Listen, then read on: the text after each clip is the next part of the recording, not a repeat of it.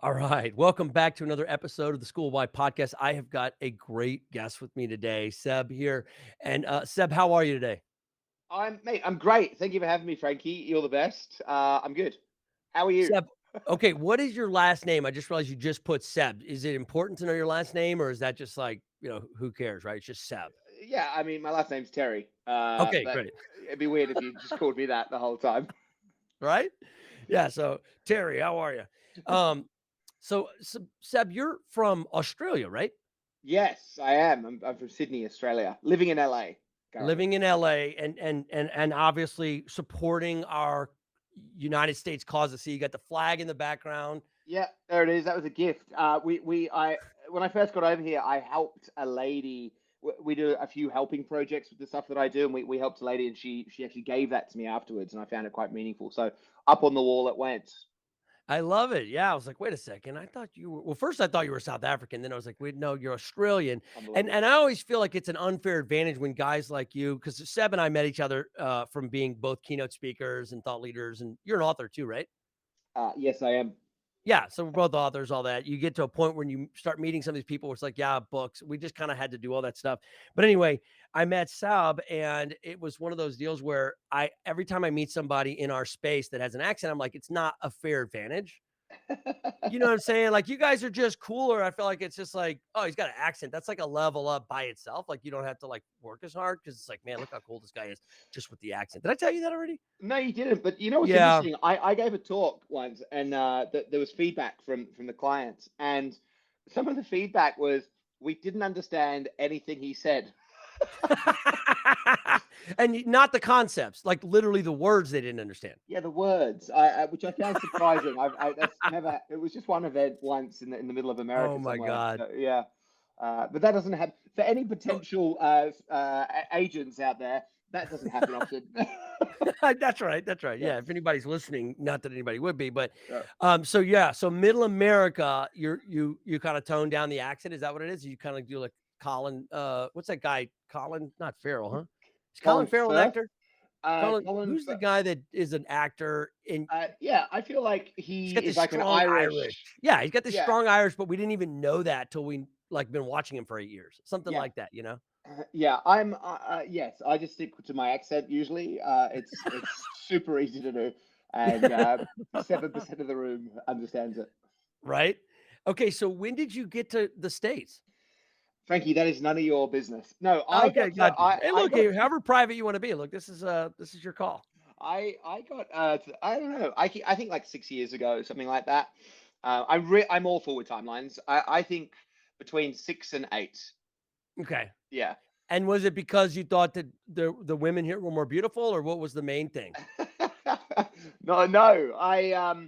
That may be the case. That wasn't the reason. Subconsciously, maybe. Well, basically, I gave a talk in LA. It was one of my first talks at a conference, a summit called PTOW, PTTOW. And there was a guy in the room who heard me speak, and he said, "Hey, we'd like to make a show, like a reality show about you."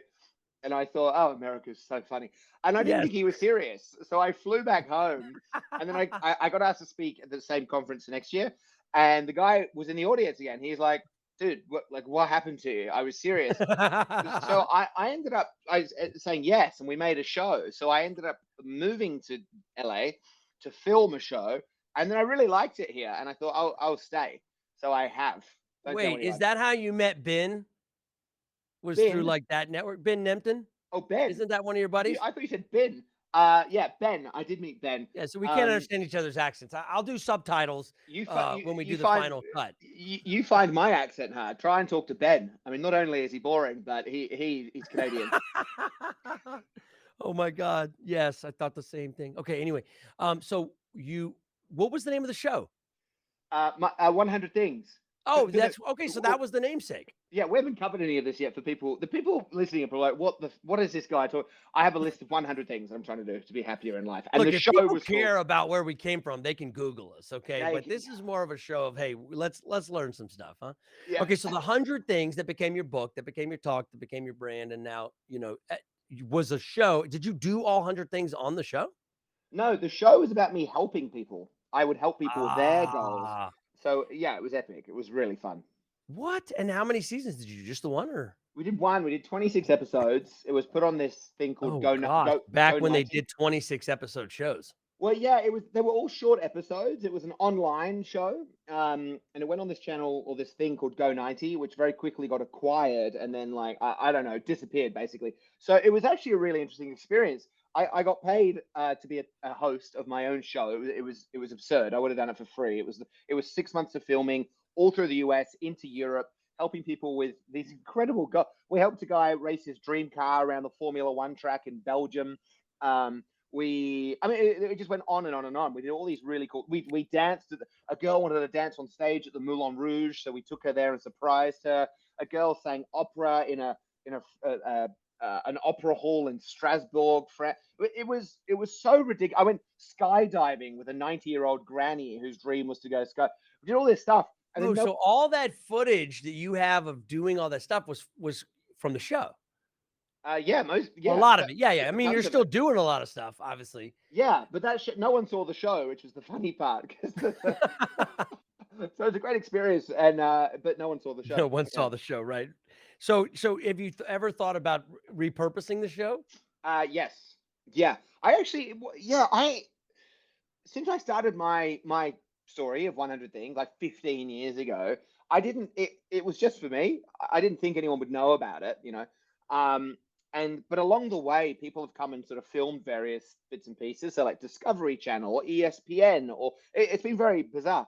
Interesting. I never thought I'd speak. You know, that would again just happen kind of. I never thought I'd write a book. You know, you said earlier, are you an author? Well, I don't know if I'm an author. Yeah, I wrote a book, um, but I I loved it. can relate to that. Yeah. So anyway, with all that said, I have been thinking more lately about being proactive with the filming of stuff because I've still got plenty of stuff on my list, and I'm helping a lot of people. And there's some really interesting concepts in there. So who knows? But I have a feeling there's going to be something in the future. I love it. So one of the things that I don't know if everybody listening would know, but just so I know, is it safe to assume excuse me. Is it safe to assume that the 100 things is like a bucket list? Yeah, yeah, yeah. So I was just admiring your studio in the background.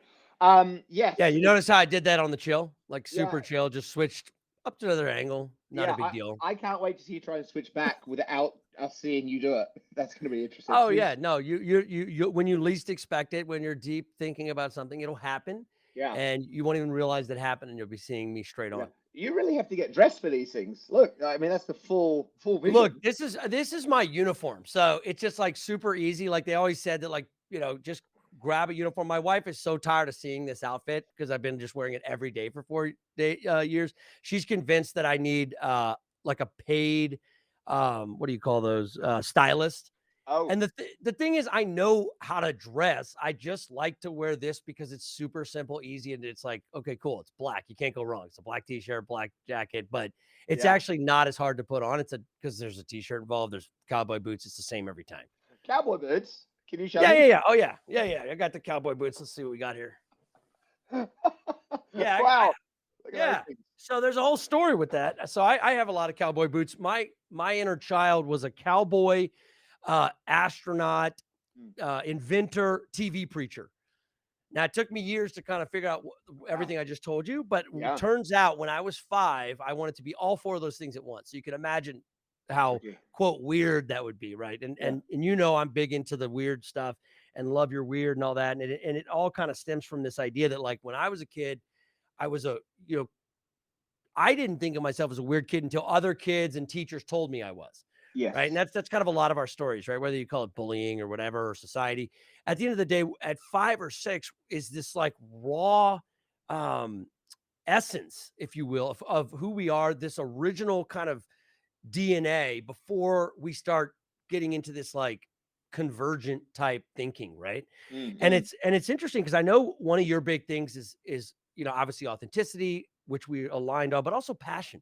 So I've done a lot of work on passion, and I've always thought this next book, Love Your Weird, would be about passion. And it turns out it's becoming a lot of things. It is about passion, but it's also about unlocking authenticity, unlocking imagination. But thinking about that, who was and I feel like I may have asked you this previously, but who was 5-year-old Seb? What were you into back then? 5-year-old Seb. Gosh. I know that was a long time ago. Yeah, I'm trying to think where I was. Should I remember this? Is this a normal thing to remember? What you at 5?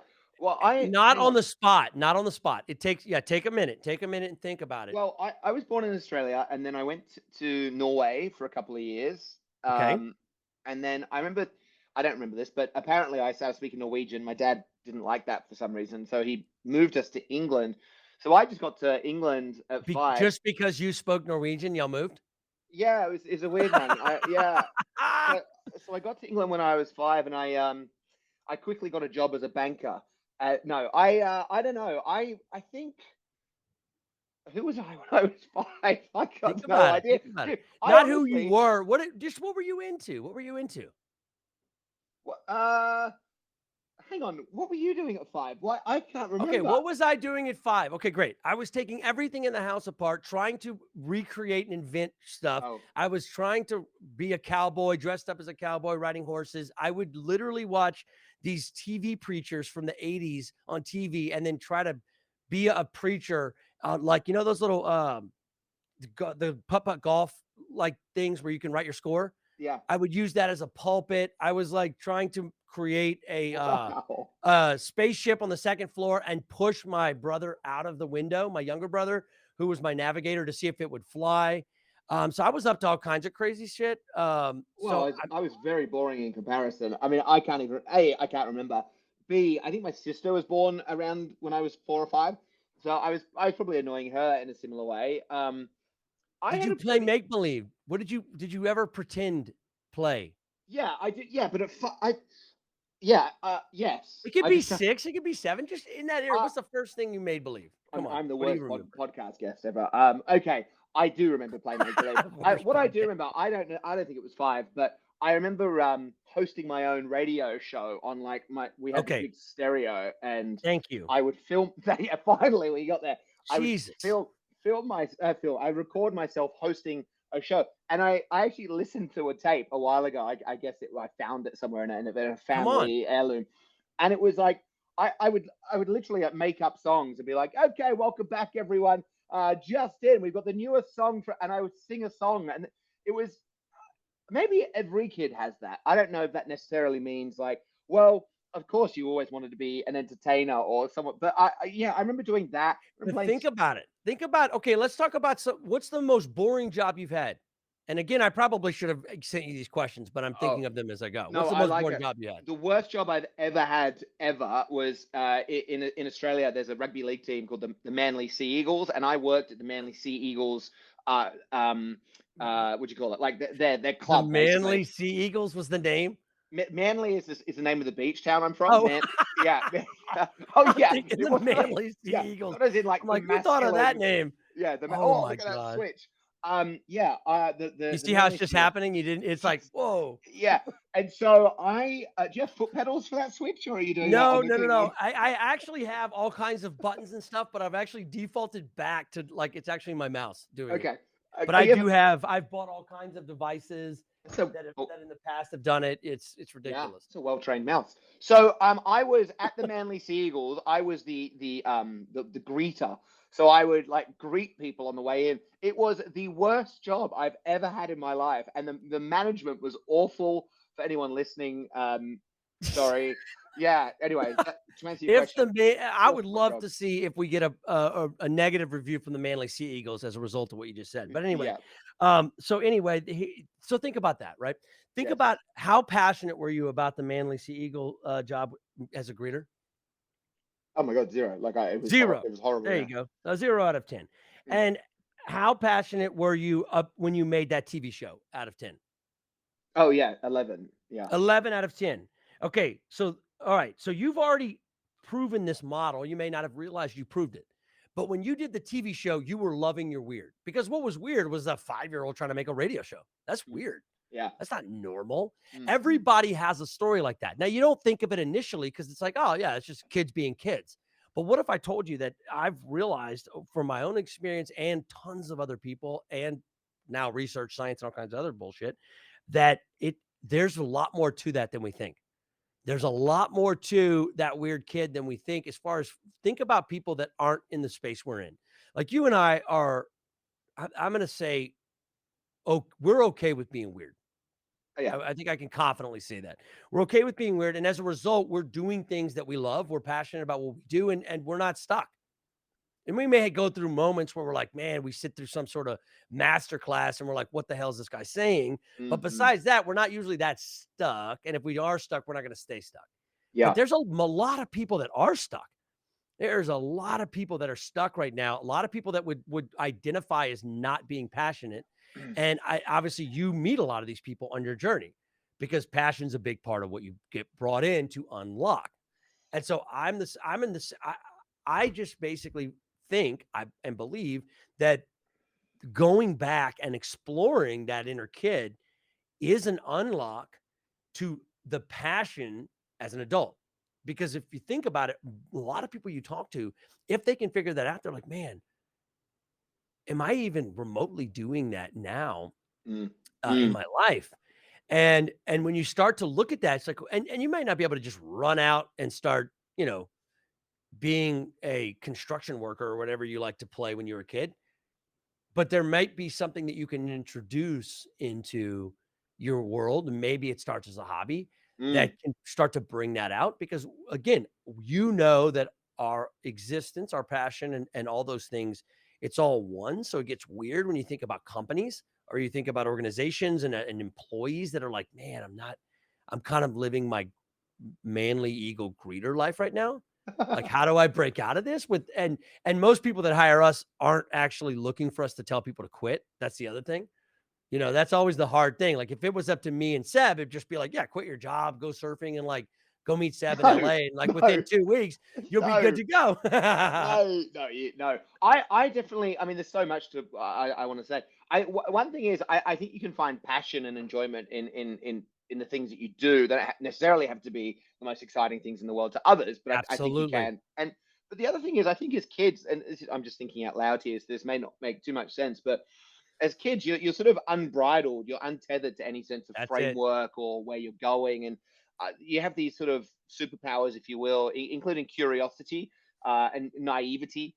And I think Yep. those things, I know I have that still with my life, and I really enjoy that. I like trying to just think for myself in a way which is largely uninfluenced by others or society. And I think if you look at a challenge, a problem, a potential, an opportunity with this lens of curiosity and I will say for me naivety. There's a lot of things I don't know, and in one sense you could say, well, that's silly. You should educate yourself. But on the other sense, I get surprised at every turn in lovely ways usually. And I think that allows us to just keep sort of creating and exploring the world in a way which maybe isn't available to us if you try and over plan or structure things really fastidiously. Oh, I love that, and I think you're right about one thing is that, like, it's most of us think that we have to do this massive shift in order to have a breakthrough. Like, we're supposed to do this big thing, like move to another country or uh, get a divorce or get married or get a new career.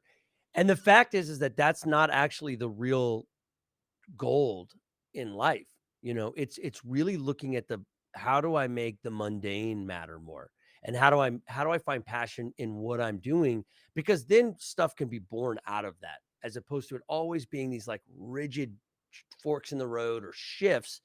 And that's not actually how life works, Yeah. and yeah, go ahead. What is Well, that? no, I just to like reflect exactly what you're saying. I think that yeah, you don't have to be an absolute game changer. You don't have to cure a disease or climb a Everest or any of that stuff. I think as long as you are, innately kind of attracted to the concept of something that you're doing, there doesn't have to be the whole piece, just one thing within whatever that challenge or job might be. I think you can tap into passion, and I think if you're able to integrate that into the way that you operate as a human in the workplace or out of the workplace, I think the beautiful thing is not only do you sort of live this charmed life of just really enjoying most of the moments in it. It's impossible to enjoy every single moment, and we all have to Mhm. make ends meet. But I think there's also the ripple effect of living in it with passion is that it inspires other people to live the same way.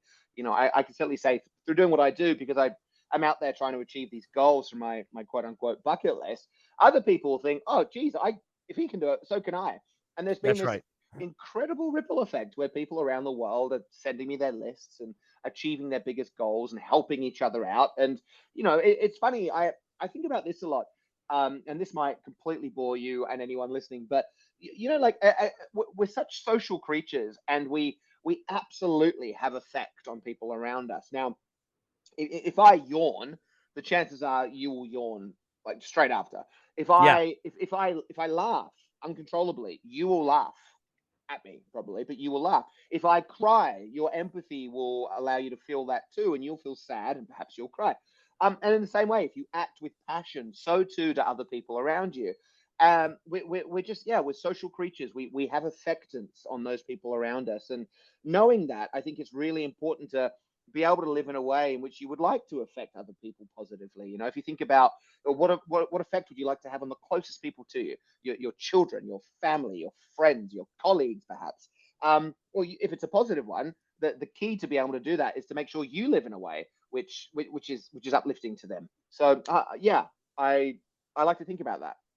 Yeah, so here's the thing. I think that you have nailed something that I've also leaned really heavy into, and this idea that helping others is really the truest purpose.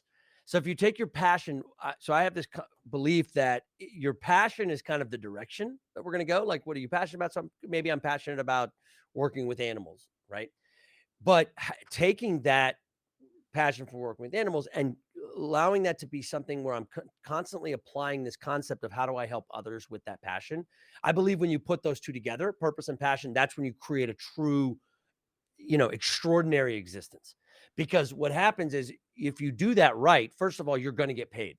But more importantly, you'll be able to get paid beyond just coin.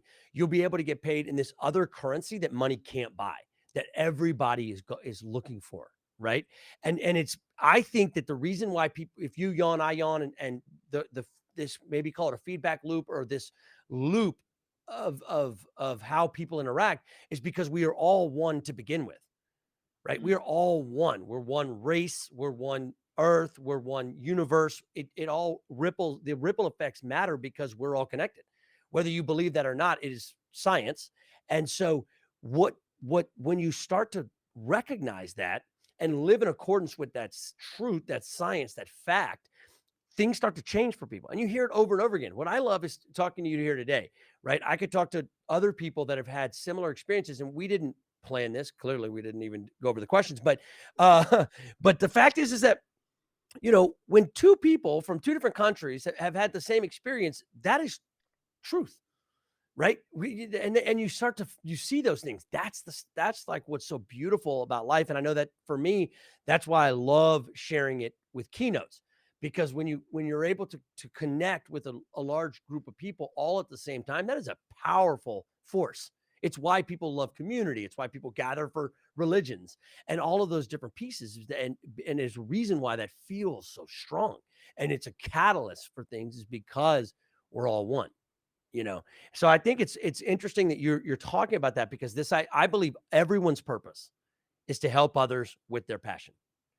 But I think a lot of times where people get lost is, what is my passion you know Yeah, I would also say that I think helping people is a very like it's very important. I'm with you. Like, I don't think that helping other people is in of itself the purpose we should all aspire to have. I think that it's a wonderful thing to be able to do, but in my experience, I found that people are either one of two things, generally speaking: completely selfish or completely selfless. right. And neither one's good by itself. You need both.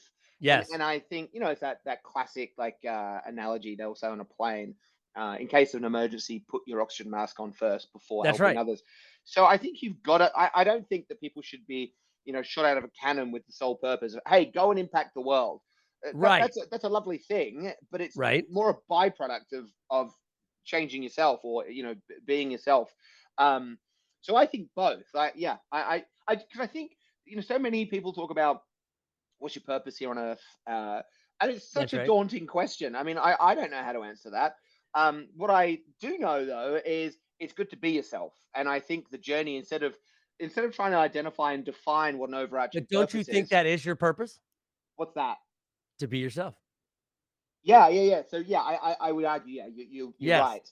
But I think it's just framed in so many different ways, and yeah, I don't know.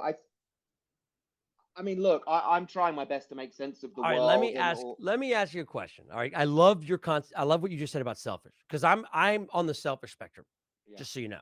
So Okay. I'm not a saint. I'm not even though I was raised by people that ran homeless shelters, I ran from that concept. I was like, "No, screw this. I want to make money. I'm not fucking around with this shit." So I want to just I'm going to do me because I don't want to be poor, I won't bore you with the details. But Mm, here's the thing. So as a selfish person here, the reason why I say the helping others, and I think there's another way. I've been framing it a little different lately, and I've been calling it instead of helping others, share your magic. Okay. okay. So when you think about it, so there's one part of this is figuring out who I am and living that. And the second part is sharing that. And I think that when you're sharing it, that can be a form of helping others. I'm not necessarily saying you've got to feed all the children in Africa, right?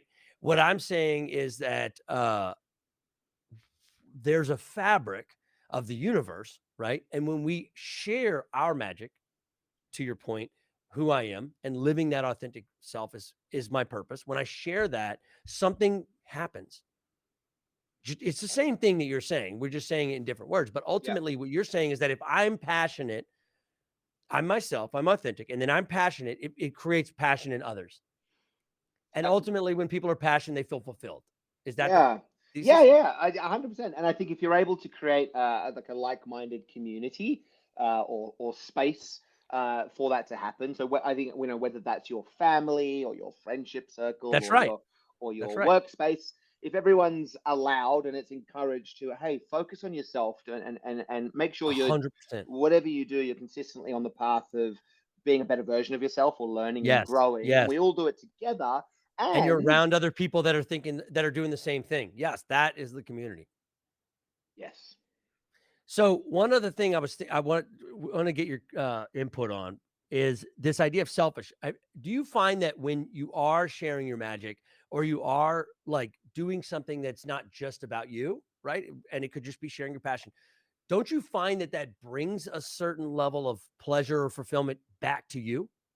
Oh yeah, for sure. I think it's definitely a win-win. Yeah, I think everyone wins. So that's the part that I think makes the selfish piece work because it feels good. Uh, yeah, it does feel. I mean, so it should. We all want to feel good. You're right. Yeah, I think Well, if you why do else this, would we do drugs? I don't do drugs. I don't either anymore, but I used to. So I'm a drug addict and alcoholic. That was a trick question, Seb. So I've been sober for 15 years, right? And I did Yeah, drugs and drank because I liked the effects of it, yeah, right? And so, by the way, I loved how fast you answered that. yeah. But I've I been I've been I've media al- trained. yeah, exactly. Yeah, So God, that was good. Um, but seriously though, the thing is that I help a lot of other people get sober, right? And yeah, but I'm not a saint. And I'm inevitably a selfish person, but I do it because I genuinely like the way it makes me feel from like getting out of that my own rut of like whatever the hell I'm dealing with today. yeah. And so that's where a lot of that comes from, just so you know, like Of this course. idea of like pleasure. But I'm not trying to save the world. Honestly, I'm just trying to feel good myself so that I don't go back to like drugs and alcohol. Yeah, of course. Well, I think, I mean, look, you know plenty more about this than I do, but I mean, obviously, we're all trying to feel good, and if there's an easy way to do it or a shortcut to it, and it's usually like having a drink or having drugs or whatever, that in the short term wins. But I will say that, like, I think about this, if you like cast your mind back to the last thing you did that you were just incredibly proud of, like you were just so stoked Hmm. whatever it was, a short term, a long term goal or a dream that you got to, and you think about how you felt in that moment. If it's how I would describe it, if it's anything like that, you probably felt invincible.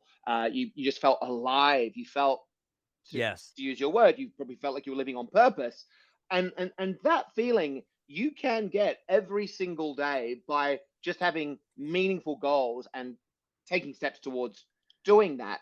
And that I've like, I mean, it's to finish off what I was trying to say. So if you go back to that moment, you achieved that thing that you did, and you just really think about how you felt. Hmm. That is, if you could bottle that feeling, that accomplishment, that sense of Yes, satisfaction. Except that is greater than any drug. Yeah, that's right. you will have. Now, with that said, I haven't done heroin. I think, did you do heroin? I didn't get to heroin. So I Okay. was mostly like kind of just old school 80s, coke, Okay. gin, whiskey, Yeah. weed, pills, Yeah. But whatever you have, but I didn't quite get to, heroin. I got out of the game at 26 and a half, so I hadn't quite graduated to heroin yet. yeah. And heroin, the problem with heroin is that it is a great drug, Mm. but I work with a lot of heroin addicts, and I haven't got to try it yet, maybe one day, but, I still know from working with, like, over 200, maybe 300 guys that have been heroin addicts, that it's not enough. The nothing compares to what you're talking about. Yeah, and I think, again, I'm going to use this word that I try and steer clear of, but it is true. If you're able to identify and work towards a life of living on purpose, everything you do is meaningful and personally relevant. That's right. And yeah, that feeling is something that is sustainable and is healthy and allows you to be the best version of yourself and is inspiring to people. You look at someone on the stage or whoever it might be, and if they're living in a certain way, we all look at them and go, "Oh my god, that is! I can feel that. I can Yes. feel it, and I want that." And Yes. I think inspiration in a way. If you're inspired by something, it's just an indicator that you have the capacity to do it, and you're not yet. So yeah, I enjoy. I mean, look, talking from stage is one of the most wonderful things on the planet. I love it, and I know you do Yeah. too. Mhm. Communicating. But that's just like a little. That's just the tool to to continue to do Connect. it. Yeah, connect and inspire. It really is. Yeah, and that connection is so powerful. Okay, so before I let you go, what was the emotions like? One recently you did was this paintball thing that I saw on Oh Instagram. yeah. Was that one of your 100 things, or tell me more about this getting paintball rapid fire in a speedo. Yeah. Well, well, that's what it was. Yeah, I played paintball in a And pair if of. you haven't seen it, guys, please look up Seb's Instagram and check out this. Literally, he's running just in a speedo while being rapid fired by paintball. Yeah, it was called the Gauntlet. There were 30 people lined up, and I had to run from one end to the other. And yeah, no, it wasn't on my list. I just really enjoy. I was talking to a buddy about this the other day. I think it's really important as people to get out of your comfort zone. I think that's where you grow when you like relinquish control of like all the external factors. I think it allows you to be in a space which is quite humbling, and also you get to kind of like maybe learn something about yourself, like how will I perform or how will I react or whatever in this situation. And then also, I this is going to sound so weird. I hadn't. I haven't been in pain in lately. I just can't remember the Huh. last time I was in physical pain.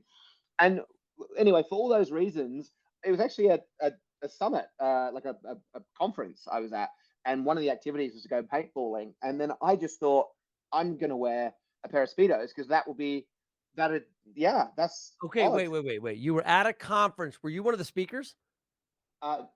Not well. I have been at this conference, yes. So I've been So, but going you for were just 8 years. attending and you decided go speedo. I mean, that must have just been Yeah, nobody was saw that coming, right? well, everyone knows me at that summit, so they kind of they may have.